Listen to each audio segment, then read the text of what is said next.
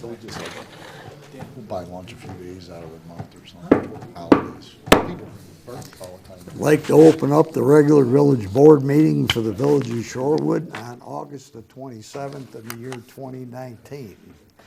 Would you please join me in the Pledge of Allegiance? I pledge allegiance to the flag of the United States of America and to the republic for which it stands, one nation, under indivisible, with liberty and justice for all.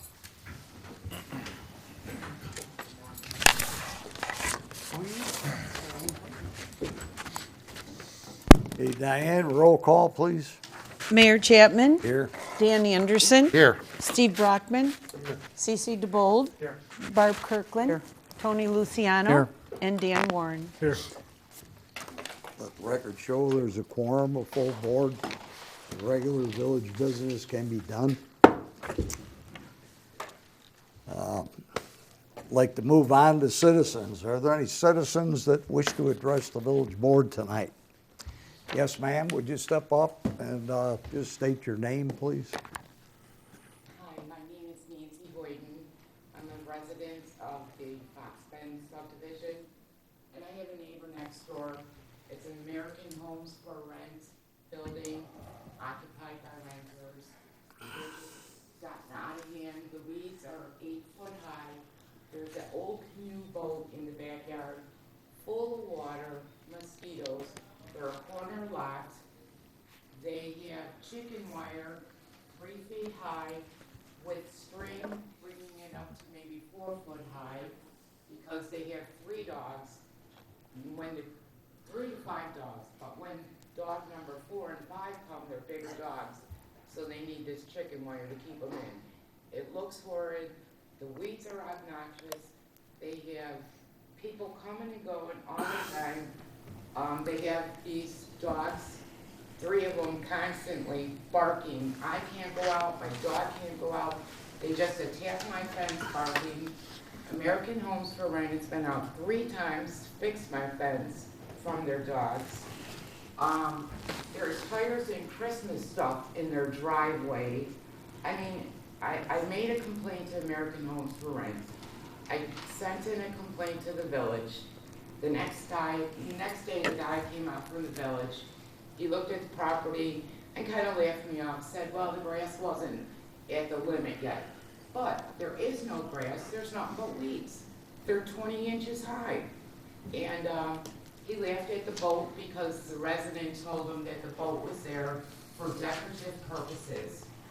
I'm paying for mosquito spraying. Well, this boat's sitting there full of water on the corner as the mosquito truck goes by. It's just these people are ridiculous. I'm getting nowhere, and I just don't know what to do anymore.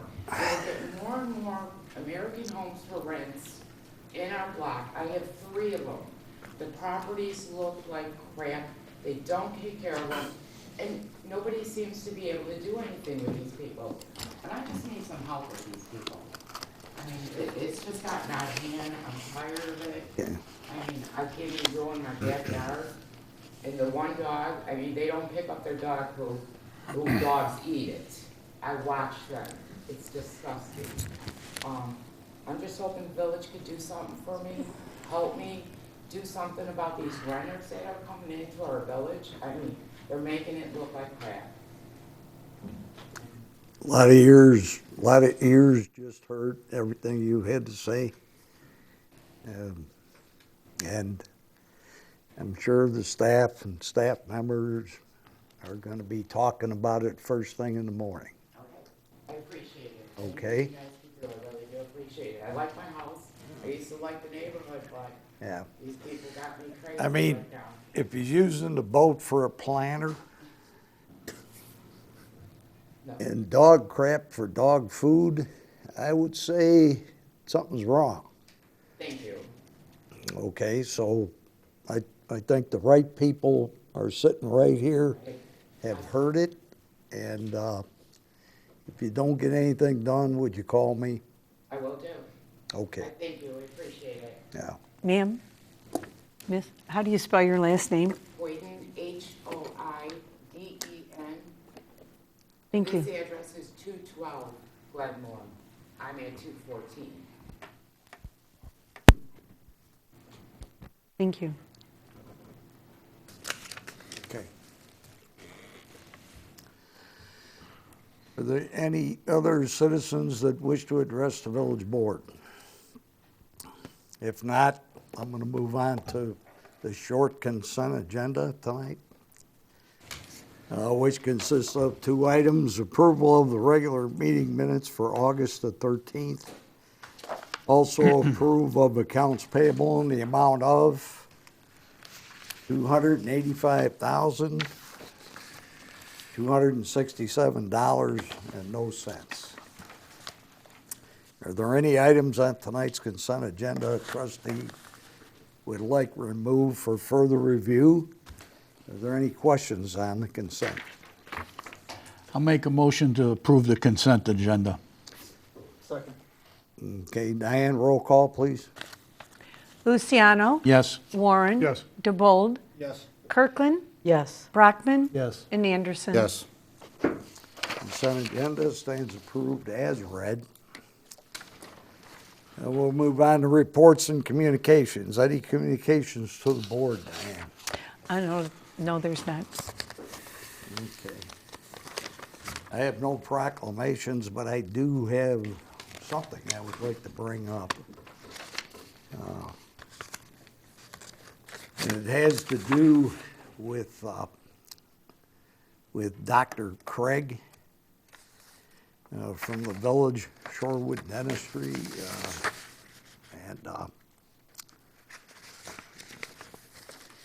I was over there today, really looking over his Lonesome George statue, the tortoise, and the work that they have done through the years.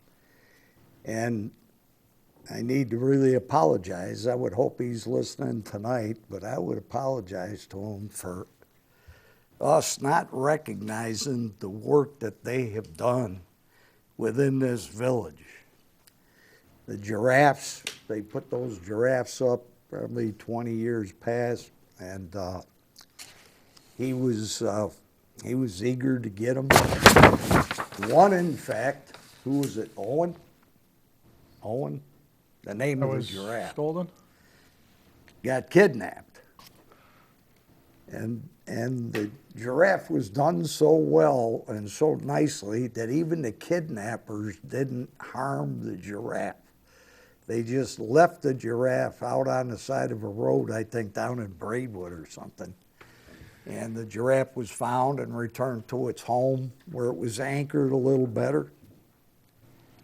But if you live around here, and whoever's listening, and you haven't seen the giraffes, then you're really not paying attention, because almost everybody in the village has to go by them a couple of times a day. Okay? But now there's a tortoise there, Lonesome George. And I had a picture that I took, and being technically challenged myself, I couldn't help out my TV people by getting it transferred over. So, but it's a really beautiful setting that him and his architects put together. It also has a meaning. The Galapagos giant tortoise that can weigh up to 930 pounds, something on that order. At one time, there was 250,000 of them in the world, and today they're saying that they're down to about 3,600. These things can live for 120 years, and talking to the doctor after this, he kind of clued me in that that's what he's trying to say out there in front of his place of business, is that there are things that we should be concerned about other than ourselves. And one of them is the environment, and he tries to create things at his business and at his home that does that. So what I'd like to do is I'd like to ask the board I'd like to get a plaque made for the business and have a nice plaque made, and then get Dr. Craig in and present it to him, if you wouldn't mind. It's not expensive. If you think it would be, I would pay for it. So, and we'll get that done. And maybe then put in a yearly award to businesses. We used to have one a long time ago, and that kind of failed and went by the wayside. But we put in a kind of an annual award for businesses, and maybe they'll feel challenged to do things like the doctor. Maybe not up to that scale, but to beautify their businesses. And maybe we'll even throw some homes in there. Okay, and I don't know, I doubt if that would help. I doubt if he's gonna beautify that boat. Okay, but at any rate, I hope the doctor was listening tonight, and we're sorry, I'm sorry, we haven't recognized this earlier, okay? Any comments? Okay, if not, I'd like to start moving on to our order of business tonight. That would be the first order of business, presentation of the March 31st pension valuation. Ms. Burkholder, our finance director, and Mr. Franken, our auditor. Okay. Good evening, thank you.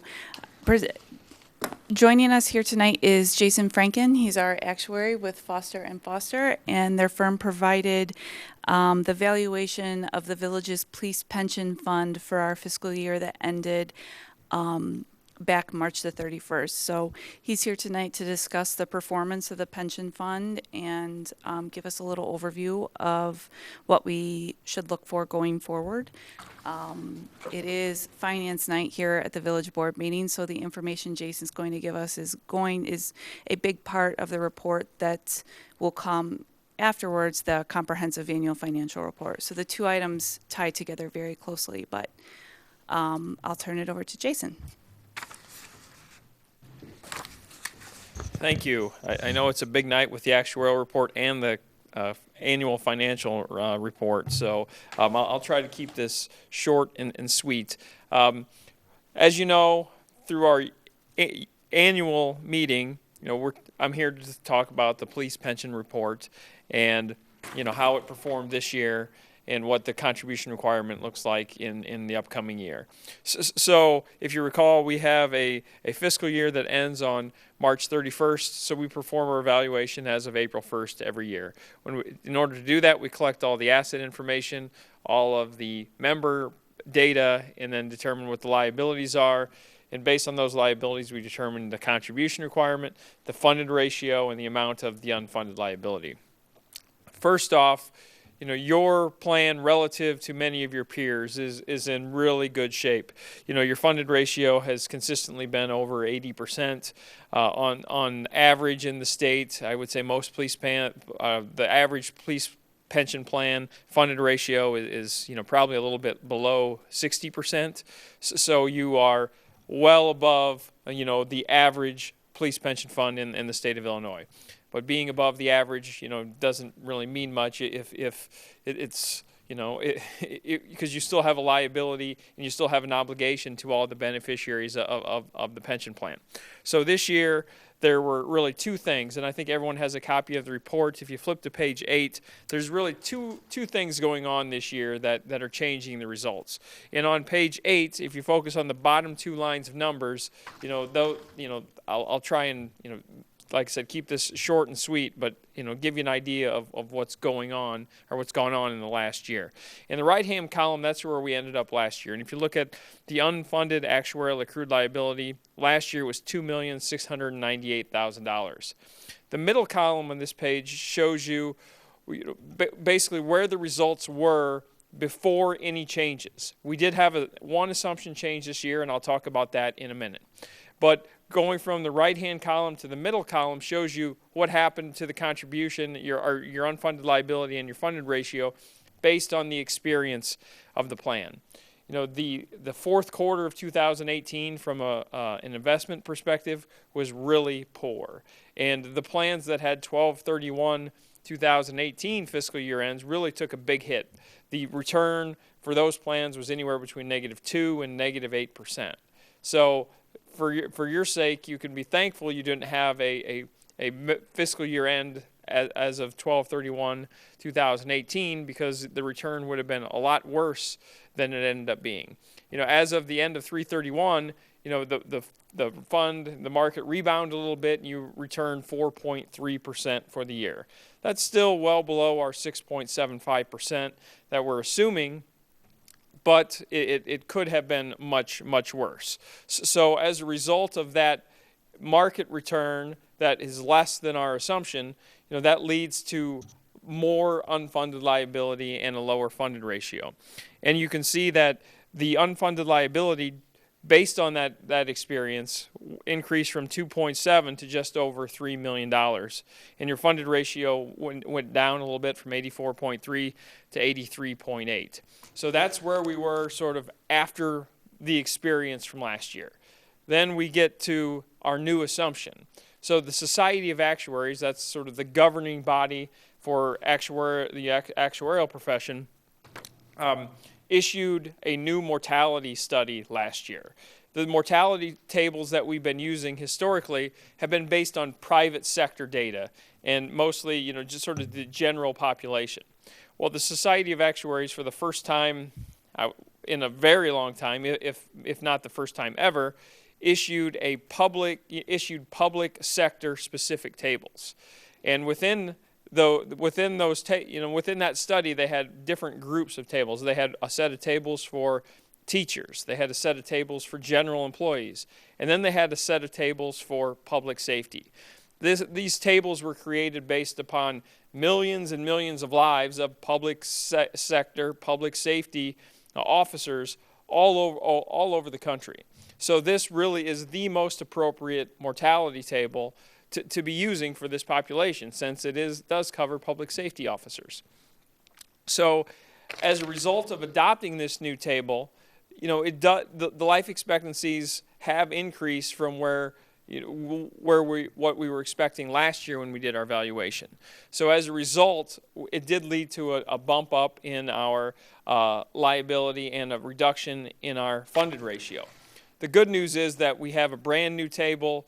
You know, it'll be around. You know, I anticipate using this table for years and years. So the debate about the mortality table that's gone on, you know, across the state and country for that matter, has really been answered, because we have a table that is specific to public safety. You know, there's always been an argument that, well, we shouldn't be using this table, whichever table that might be, because that doesn't reflect police officer life expectancy.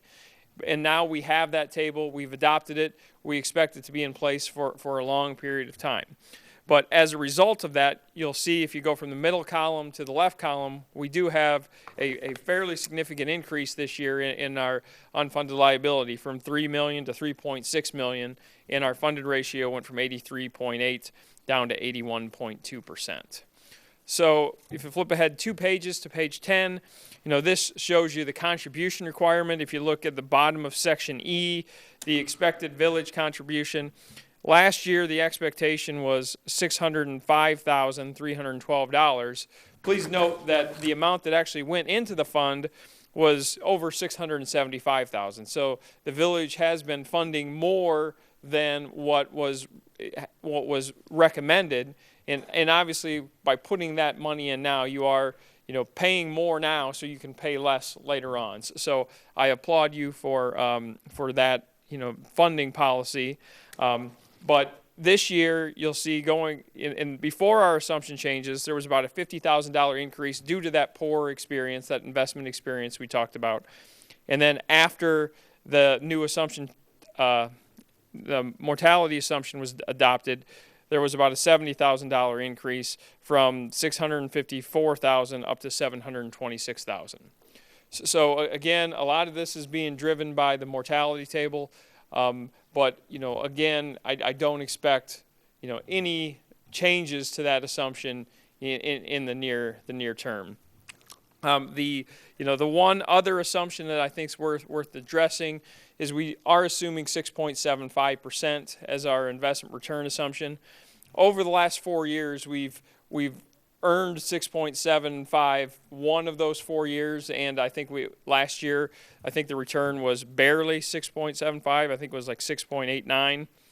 So that assumption, based on the current allocation of the plan, the fund is allocated about 50% in equities and 50% in fixed income. So that is an assumption that we'll need to keep an eye on going forward. The fund can invest up to 65% in equities, but there are a lot of restrictions that sort of go into that. Those restrictions are set forth in the Illinois Pension Code. So again, that's the one assumption that that we're going to keep an eye on, because 6.75% with 50% of the fund in equities is difficult to achieve, especially with the interest rates as low as they've been. Again, that's an assumption that we may need to address in the future. But as far as all of the other assumptions, we're feeling really, really good about where we are. The fund still has a funded ratio over 80%, excuse me, which is rare for Article 3 pension plans across the state of Illinois. So with that, I'll turn it over to you for any questions that you may have.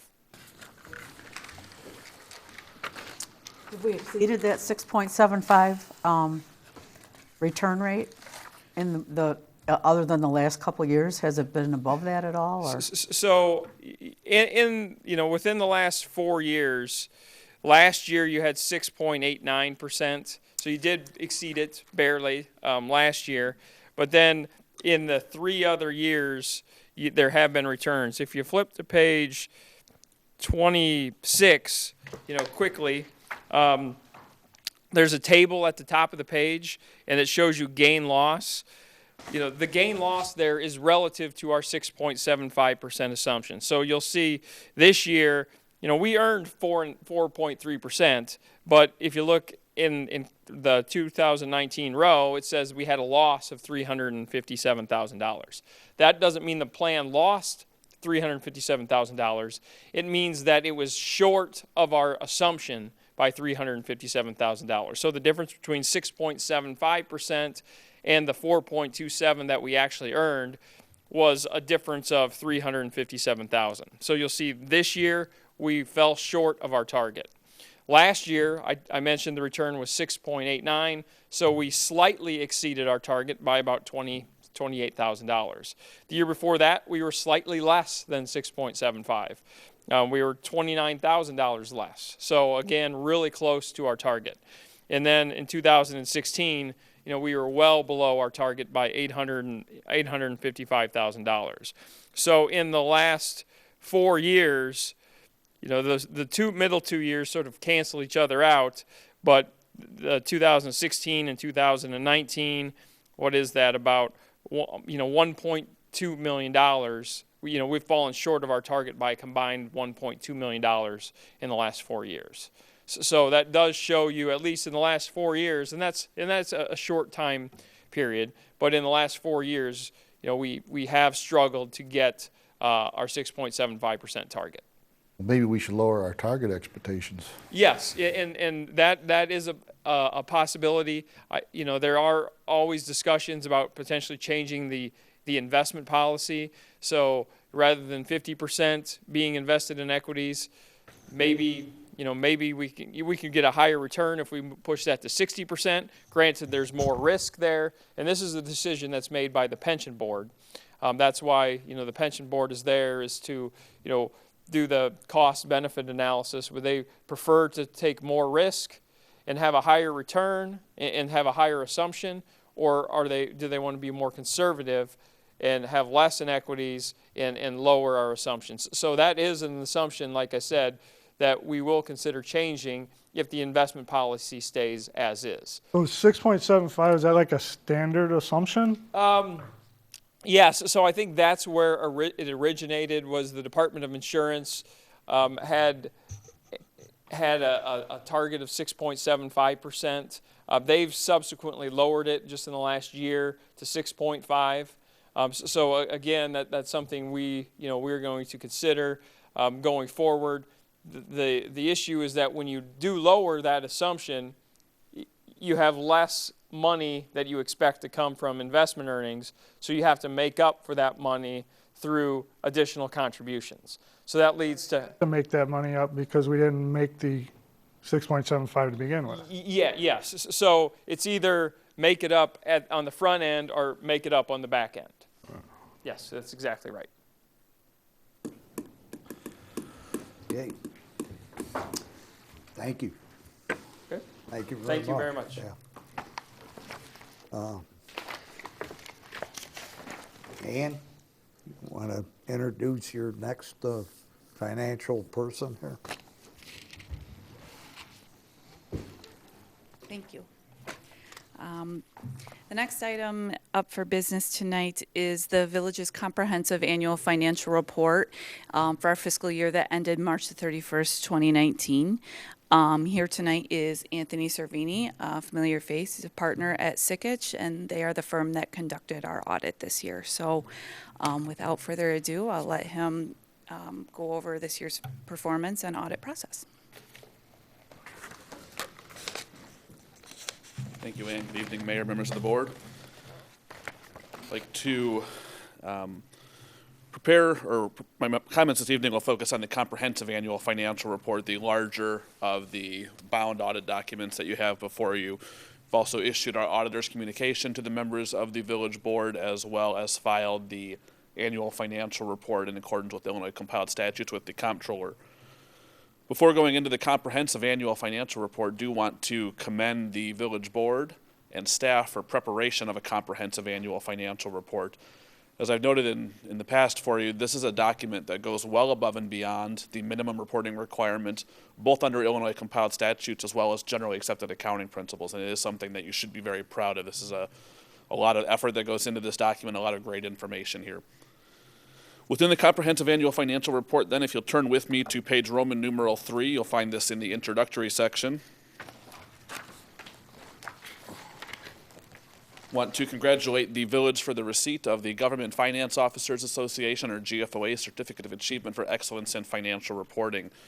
Village has participated in the GFOA certificate program for countless years on that, the stamp of approval that comes on the village's comprehensive annual financial report. This is a process that involves sending the report in on an annual basis that goes to not only members of GFOA Special Review Committee, but also members of GFOA staff who go through and really look at the comprehensive annual financial report with a fine-tooth comb, make any recommendations for that. But again, congratulate the village for receipt of the GFOA certificate. On the following page, you'll find on page Roman numeral 4 on village letterhead, it's the letter of transmittal. Letter of transmittal, I recommend reading this in conjunction with the management's discussion and analysis, which I'll cover in just a few moments.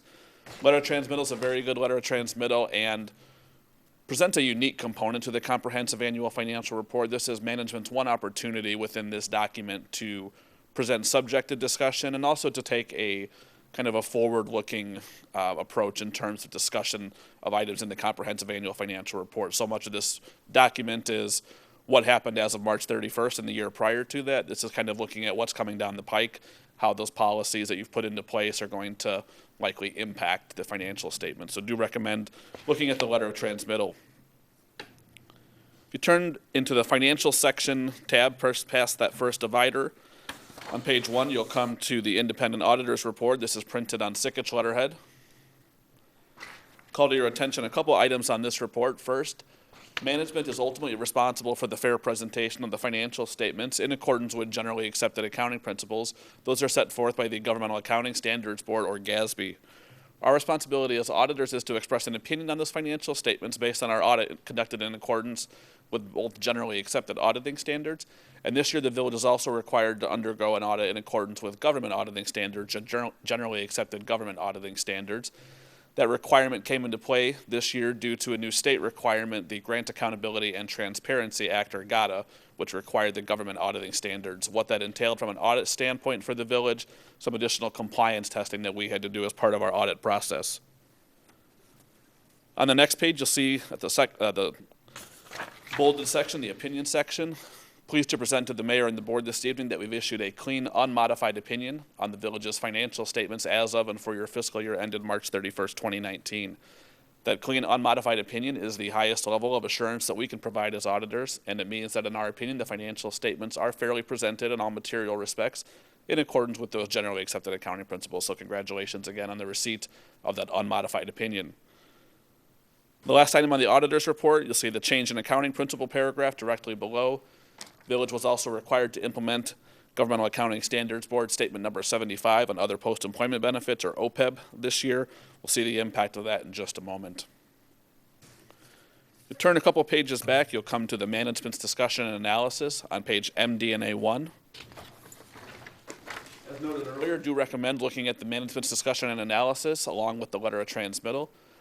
The MD&A is a unique component to the comprehensive annual financial report. It includes comparative information from 2019 as well as fiscal 2018, but most importantly, in my opinion, includes management's explanations for why things have changed from one year to the next. So it really provides some nice context to a lot of the numbers that are within this comprehensive annual financial report. If you'll turn with me now past the pages with the MD&A page numbers, and you'll come to a regular page number 4 titled the Statement of Net Position. The Statement of Net Position is the first of the village's basic financial statements presented on the Economic Resources Measurement Focus and the full accrual basis of accounting. This means that all of the village's capital assets as well as your long-term liabilities are presented on this schedule, intended to present that long-term perspective as to how the village is doing. On the bottom of page 5, you'll see the second line from the bottom is your unrestricted net position figure. For your governmental activities, that number as of March 31st was $876,000 for your governmental activities. This is your general fund and your other taxpayer-supported funds. Your business type activities, your water sewer, is at $16.9 million for your unrestricted net position. So essentially economic resources available for future spending at the village. Want to take a moment. Actuary Franken noted in his presentation the status of the pension fund on that. The fact that the village is continuing to be able to present a positive unrestricted net position for your governmental activities is really a strong testament to the quality of financial management that the board has had for the village on that. Many of your peers in similar sized villages are reporting unrestricted net position deficits in their governmental activities. So again, want to just commend you for your all's leadership in terms of the stewardship of the village's finances. On the next page, the statement of activities. This is the GASB's version of a long-term income statement. On the bottom of page 7, you'll see 5 lines from the bottom is your change in net position. For your governmental activities, they decreased by about $155,000, $156,000 for the fiscal year ended March 31st, essentially a break-even year, all things considered. Your business type activities increased about $1.3 million. 2 lines below there, you'll see the impact of the change in accounting principle related to GASB statement number 75. So in this case, the accounting principle actually had a positive impact on your net position, increasing your governmental activities net position, $243,000, and about a $39,000 increase for your business type activities. The final few things that I'll cover for you, the next page, page 8, is the balance sheet for your governmental funds, presented on the current financial resources measurement focus on the modified accrual basis of accounting. That means we've taken out those capital assets and the long-term liabilities, really focusing more on a budget-centric presentation, a cash-centric presentation here. Looking at a few numbers on the bottom section in the general fund, you'll see your fund balance section. The third line from the bottom is your unassigned fund balance of $2.785 million. 2 lines above that is in amounts that are assigned for operating reserves of $3.1 million. Those amounts combined are about 50% of your general fund expenditures for the year. So a very healthy ratio in terms of where you'd want to be from a fund balance standpoint. Did find that the village was in compliance with your established fund balance policies as of March 31st. Turning back to page 10, this is the statement of revenues, expenditures, and changes in fund balance. Again, looking at that third line from the bottom, you'll see your net change in fund balance. Your general fund for the year had an increase of $222,000. A slight decrease in your capital projects fund, bringing that down to a zero fund balance as anticipated, $23,000. Your non-major governmental funds presented in aggregate in that third column increased $238,000, primarily driven by increases in your motor fuel tax and your TIF fund. The last item I'll cover for you this evening is I'll bookend with some pension information. So you can turn with me to page 61 in your comprehensive annual financial report.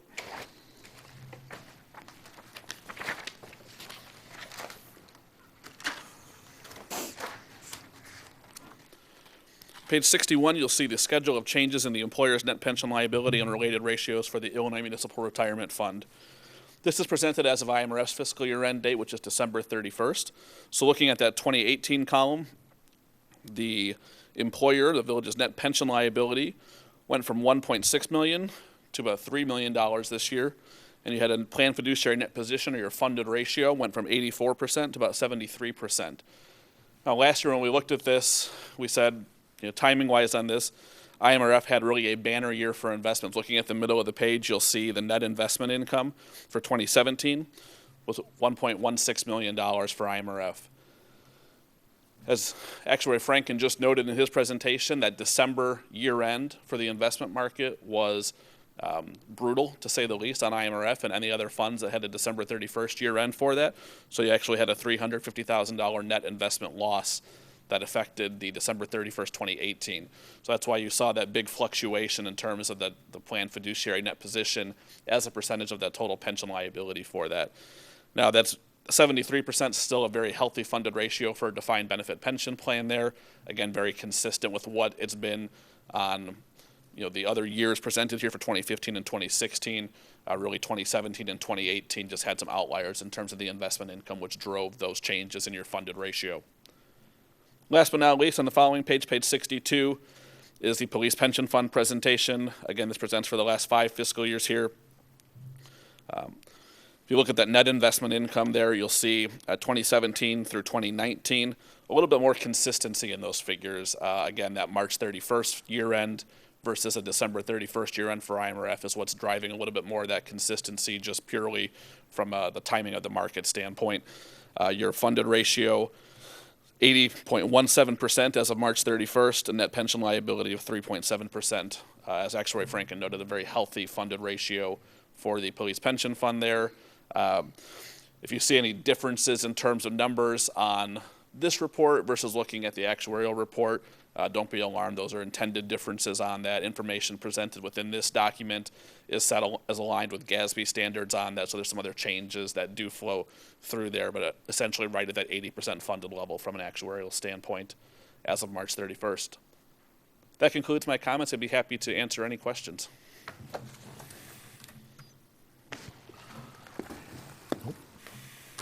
Any questions from the board?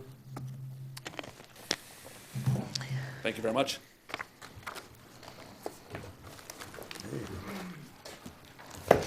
Any comments, Ann?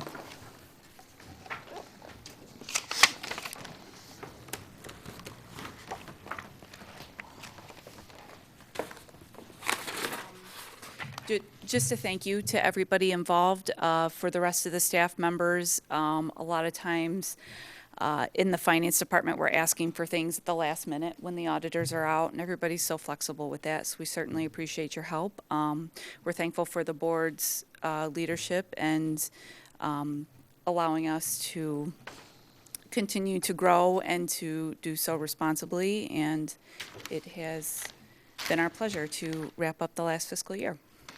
Okay, thanks for all your work. Thank you. Okay.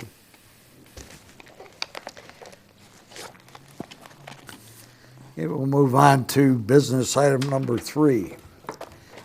Consideration for approval of an ordinance granting a conditional use for an automobile repair facility at 301 Earl Road in the village of Shorewood. Now, this is up for a second read.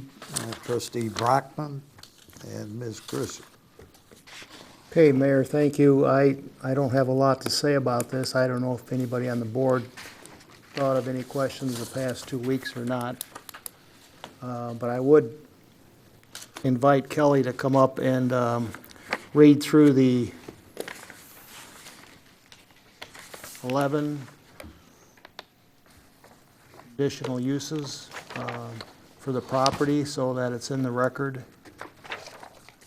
If you would, Kelly, go right ahead. Absolutely, thank you. So just to recap, the only modification that was made from this ordinance from 2 weeks ago was to provide some clarification as to the prohibition to outdoor storage. And so that'll be included. I'm just going to cover all of the conditions that are being proposed in the ordinance tonight. That a conditional use is hereby granted for the property, 301 Earl, to permit operation of an automobile repair facility, including the repair of tractors, trucks, and trailers in the I-2 General Industrial Zoning District, subject to the following conditions. 1, all repair work shall be conducted within the enclosed building with the rear overhead door closed. 2, no washing of tractors, trucks, or semi-trailers is permitted. 3, eliminate the tractor-trailer stalls along the north property line to provide the required car parking stalls. 4, provide and/or update the exit egress lighting per the International Fire Code. 5, service existing portable fire extinguishers and add additional portable fire extinguishers where required by the International Fire Code.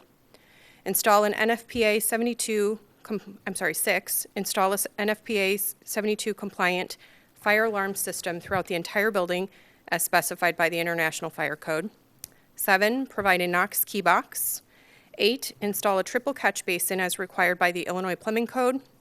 9, and this was the one that was clarified, outdoor storage, including but not limited to tires, new or used, oil storage containers, fuel storage tanks or containers, automotive tools and equipment shall be prohibited. Temporary storage for a reasonable time of vehicles and/or trailers awaiting repair is not considered outdoor storage. Condition 10, no business activity shall be permitted outside of the hours of Monday through Friday, 8 a.m. to 6 p.m., and Saturday, 8 a.m. to 4 p.m. No business operation shall be permitted on Sunday. And condition 11, the property shall be developed, utilized in all businesses operated in conformance with this ordinance and all other applicable ordinances and regulations of the village. Okay, Kelly, thank you very much. The applicants are here. Do you have anything to say before we take a vote on this? Okay. Are there any statements or questions from the board? I had just one question that I wasn't sure of. Does the applicant own the property or are they leasing it? Do you own it? You own the whole building? Okay. Okay. If that concludes the questions, I'll make a motion to approve an ordinance granting a conditional use for an automobile repair facility at 301 Earl Road in the village of Shorewood. Second. Hey, Diane, roll call, please. Anderson. Yes. Brockman. Yes. Kirkland. Yes. DeBold. Yes. Warren. Yes. And Luciano. Yes. The agenda item number 3 stands approved. We're good, so go get them. Moving on to business item number 4.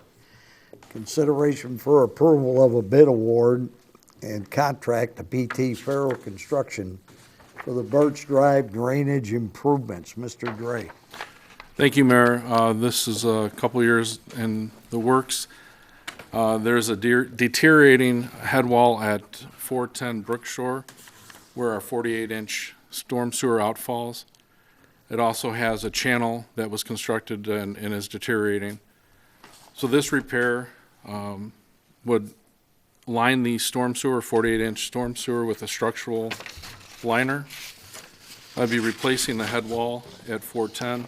And then additionally, the north side of Birch from 412 to 304, there's some drainage culverts that in their current condition don't work. We looked at either reditching that and doing that correctly or putting an underground storm pipe through that area. When it rains over there, the rain will come out onto the road, wash all the way down to 410, and is causing some of the deterioration of the head wall. PT Faro is the lowest bidder. It is over the engineer estimate, and that's due to the fact that this structural liner, the spray lining is in demand.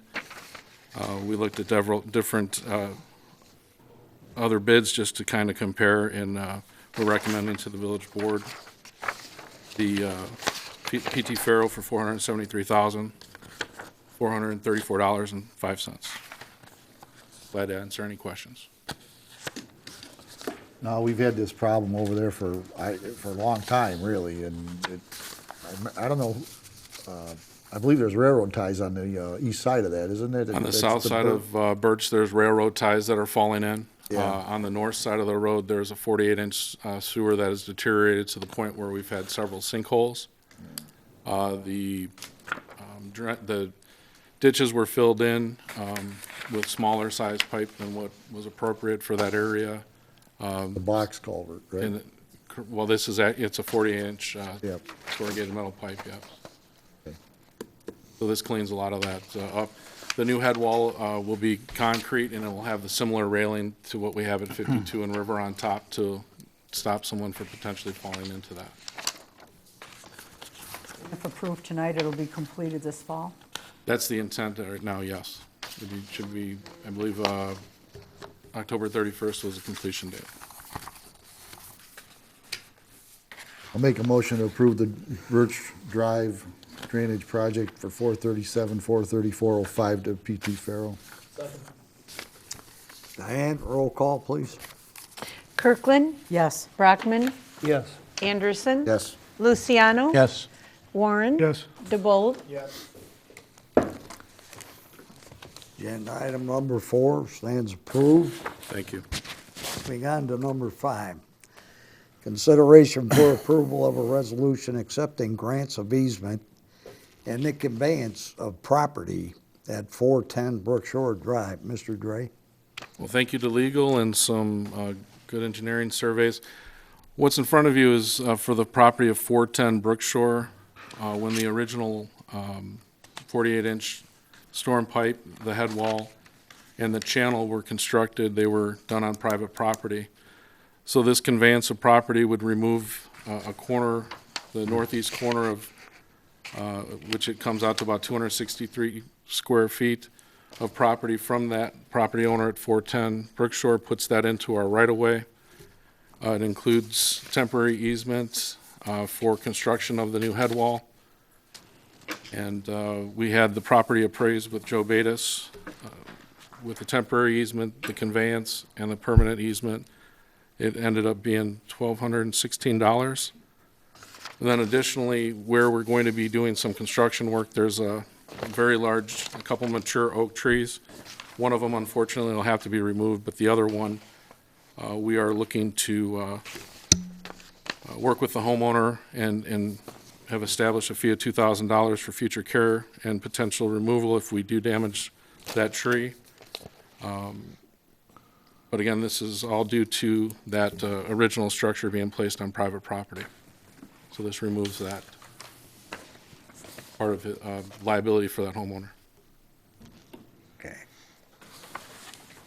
Is that 2,000, the purchase of that tree, that's gonna release the village of any liability going forward? correct. But is that, where's that in the ordinance, or is that? We're gonna, Attorney Silverman and I will be producing a letter for him Okay. to And sign. that'll come future to us? We should have that tomorrow when we present so- the check to the homeowner. Yeah, but Right I'm by just, the end are of we the gonna approve that in the future, or is that gonna be part of this tonight? We'd see approving it now and then just work with staff to put together a letter agreement to memorialize that. So approve it now. Okay. And that was just a flat 2,000? Correct. We met with one of our contractors there, and the concern of the homeowner is if it dies next year or the year after that. So he had, our contractor, Arbortech, was going to deliver a letter that says if that dies in the next 3 years, he'll honor the $2,000 price to remove the tree for the homeowner. Okay. And then we would be not obligated. That's to remove the tree, that's not to try to save the tree. To save the tree, in the document for PT Faro, there's pruning, root pruning, and some other methods that are there that we'll look at, and we'll be working with Arbortech through that process to make sure that we take care of the root system for that oak tree. And they're very sensitive, so if we get too close to them, we damage them. They could die, within 6 months. So we're going to try to do every means possible to protect it. Okay.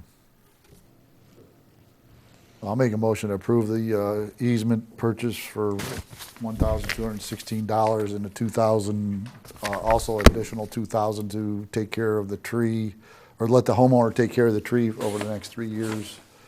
The other surviving oak tree. Hey, Diane, roll call, please.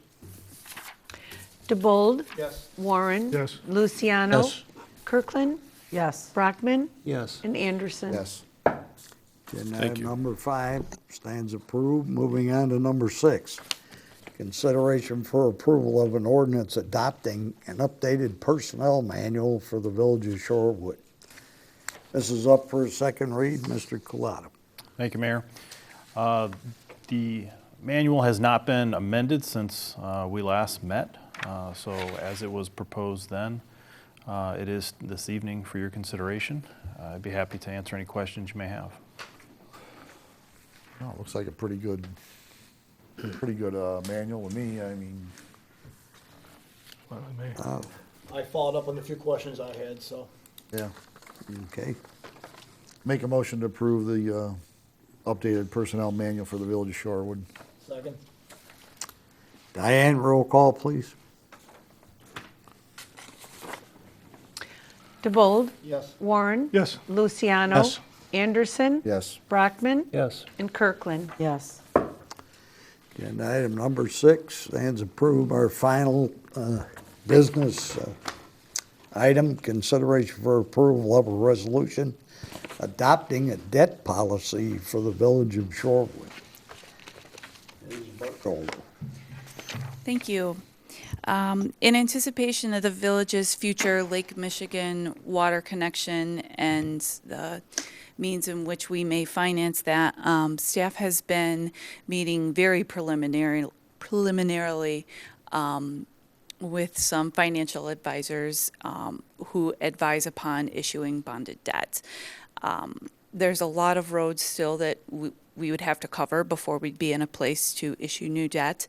However, some advice that we were given from several advisors is that we may wish to create or update our debt management policy. This is a good tool to use to issue debt and then remain compliant with those things we have to do afterwards, repayment and post-issuance compliance. And additionally, having a policy in place looks favorable to bond rating agencies, as we would need to be rated again before we could issue new debt. So this will be a good tool for us to use and makes us look favorable in the process. So I'd be happy to take any questions on the item. I have no question, I have a comment. I said, I read over this over the weekend, and it's pretty much what we've been doing anyway. I didn't, is what I've seen in practices over the last, I don't know how many years. So it's good to see it down in writing and kind of a way to go, paperwork to go along with what we do, or to enforce what we do. And talked to Jim about it today, and I thought it was a good idea, so I'm all for it. Thank you. That's just it. Most of this is formalizing what our practices have been. So, You don't even need a policy, you've already been doing it. I make a motion to approve the resolution adopting debt policy for the Village of Shorewood. Second. Okay. Diane, roll call. Anderson. Yes. Brockman. Yes. Kirkland. Yes. DeBold. Yes. Warren. Yes. And Luciano. Yes. Okay. Thank you. Resolution's been adopted. We'll move on to reports. Trustee Anderson, Public Works. Thank you, Mr. Mayor. A couple things. Manhole smoke testing has begun August 19th. Letters have been sent out to the residents in the area. Once again, the area is south of 52 to south side of town, and it's east of Garden Terrace to or west side of Garden Terrace, east of 55, that area all out there, so that's continuing on. Manhole repairs have started August 19th in Basin 5, that's the Hunt Club in the Vintage area. leak detection in the whole village began on the 19th of August. And then we're doing mud jacking in various areas in town. And any concerns, you can call 815-553-2321. And I think, Chris, I know somebody brought up about a guardrail on 52 and 52 and River Road on that project, and you said that's still at IDOT? Not guardrail, I'm sorry, the handrail. The handrails, yes. Yeah. I think, I talked to our engineer last week, and there was still some numbers coming back, but it looked like that was And IDOT was approved. favorable with that, yeah. Right, and I believe that we're still underneath our max for the contract, so that should be paid for through that at this point. I haven't heard anything else since then. Okay. It's a delay on timing with getting the railing built, though. I think that's it. That's all we have. Okay, thank you. Trustee Brockman, Planning and Zoning Commission. Thank you, Mayor. Our next meeting will be September 4th here at the Village Hall. And because of the number of new members, and since we don't have any agenda items that particular night, Kelly would like to have the commissioners do a little training for about an hour that particular evening. It would cover planning documents, specific regulations, requests and standards, role of staff, PZ's, Planning and Zoning and the Board, Open Meetings Act, and she would continue to doing this in future meetings if we have a light agenda. So I thought that was a pretty good idea. And also that night, the commissioners will get a chance to meet our new planner, Natalie Engel. She will also be taking minutes down for us, relieving Ashley LaRocca, who has done an absolutely superb job. I don't know how long she's been doing it, for quite a long time though. So thank her for the job she's done. And so it should be a pretty good night. So that's my report. Thank you. Okay, thank you. Trustee Kirkland, Parks and Recreation. Thank you. Fall programs are open and available for registration. Be sure to check out our fall brochure. Everyone should have received it in the mail by now. And also, for your convenience, the entire brochure is available on our Village of Shorewood website. The fall Every Door direct mailer should be delivered to homes next week. Our upcoming events for September: the family campout on September 7th. This year's campout will be held at Shorewood Park from September 7th to the 8th. Pre-registration is required as space is limited. Please contact the Parks and Rec Department for details and to register. September 15th is our Touch-A-Truck. This year's Touch-A-Truck will be held at Seni's Four Seasons Park from 10 a.m. to 2 p.m. with the first hour, 10 to 11, being special needs, pre-party and quiet hour. If you're interested in having your vehicle there, please contact the Parks and Recreation Department. And September 29th is our Oktoberfest. The annual Oktoberfest will be taking place from 4 to 11:30 p.m. We would like to invite families to come and enjoy traditional German food, music, and more from 4 to 8 p.m., after which the venue becomes 21 and older. The Lounge Puppets will be performing from 9 to 11:30, and that is also at Seni's Four Seasons Park. That concludes my report. Okay, thank you. Trustee Luciano, Citizens Advisory. The Citizens Advisory Committee will be meeting September 26th. As always, if there's anyone interested in getting involved with the committee, if they would please contact me, and they can get contact information through the village website. That's all I have, thanks. Okay. We'll entertain a motion for adjournment. So moved. Second. Diane, roll call, please. Warren, Yes. DeBold, Yes. Luciano, Yes. Kirkland, Yes. Brockman, Yes. and Anderson. Yes. Okay, we'll take just a brief break here for anybody who needs a little rest. And we stand adjourned.